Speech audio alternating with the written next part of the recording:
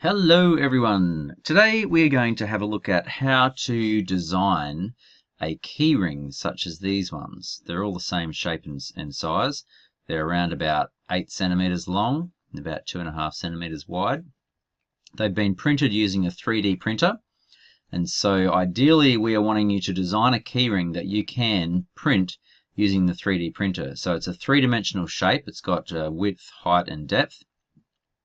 If you have a look in here, you can see that basically I've got some raised surfaces and some lowered surfaces. Okay, and that's how we get the interesting shapes there, by choosing some to make them protrude and some to be at the bottom. So basically I've used a font and put it on the top there, and then I've used that sort of shape to help me design the base of it, which I've kind of just traced around the bottom of it and made a solid base. You can see over here it basically is the same as the shape of the font. I've also added on a circular shape up here which I can put the keys through. So if you've got a basic idea of what you want to do, basically what I want you to do is make a Word document, a Microsoft Word document, call it your name, Keyring Design Ideas, okay, and we're going to make a table. So basically just go insert table and make it 4 wide by around about 10 high. And so what I want to do is, in the first column, is to actually start to think about whether you want to use your initials, your name, a nickname, a first name, a surname. It's up to you. You might put a couple different options in there to give a selection of styles, and then basically once you've typed that, is start going through the font list until you find a font that you think looks okay. Now in terms of choosing fonts here, you don't really want to go with little thin ones like these, because they're not going to be so they're not going to stand out very well when it comes to the printer, unless you have just only, say, 1 or 2 letters, because they might be a bit thin. So you might want to go with more of the solid sort of letters and see what looks good to you. And once you find one that you think, oh yeah, that looks pretty cool, then keep it. And then what you can do is copy it and then paste it, you know, down in the file here the same. I'm going to undo this, but you know, and basically then go and change the next one to be a different font. Okay, so you can see here what I've done is I've chosen a bundle of different fonts as I work my way down here. Ones that some of them will be better than others. Like for example, this one is kind of cool. It's curly.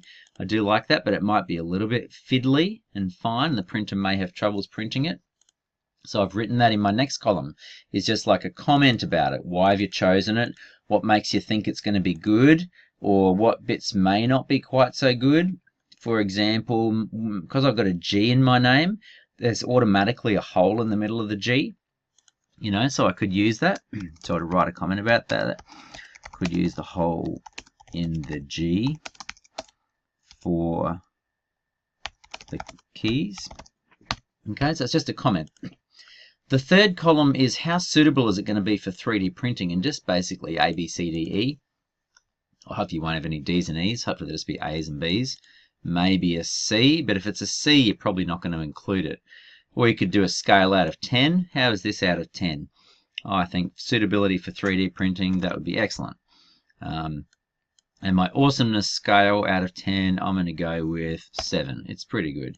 But you get the idea. Basically, you want to have a sample, a comment. You know, what do you like about it? I like the arrow. You know, in this case, it's that little one with the arrow there. Could have, you know, perhaps I could use that. I could use this, or the arrow, as an extra graphic feature. Okay, so basically we work our way down the list, give it a rating. Maybe a number is better than ABC. So I think that one's suitability for printing. It's nice and chunky. It's a little bit fine inside there, and the arrow might not quite print out through that, but awesomeness, let's go with a 7 or an 8. You know, so it's basically up to you. And at the end, you'll probably use the higher number ones as the one that you'll focus on mostly. But I want you to come up with at least 5, but you know, aim for maybe 10 different fonts that you think might be suitable. Just work your way down the font list until you get to the bottom. Okay, so that's step 1. That's probably going to take you around about, I don't know, 10 to 20 minutes, depending upon how long it takes you to get your table set up. Once you've done that, the second thing I want you to start to look at is graphic elements.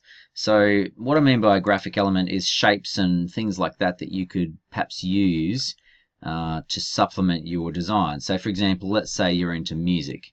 You could, well, find an instrument, or a shape like that, or let's say you're girly and like flowers, or let's say you like to put a heart on there or something like that. You might be able to find an image of one which you think, oh yeah, that's cool, I could use that. So you can pick a couple different ones, but I found this one in a graphic thing, and I've just basically gone view image and then right click and go save picture as. Now I don't know if you can right click, but hopefully you've got an option in your file menu somewhere to save that picture. And so what you'll be able to do then is put the picture, I think I've put mine into my pictures file, and so there it is. And later on we're going to be able to include some of those in SketchUp as well. So for the moment, what I want to do is just put that into my graphic elements section here. So if you just drag and drop it across, or copy and paste it into this Word file that you're working on, now that's probably so big it's gone on to the next page.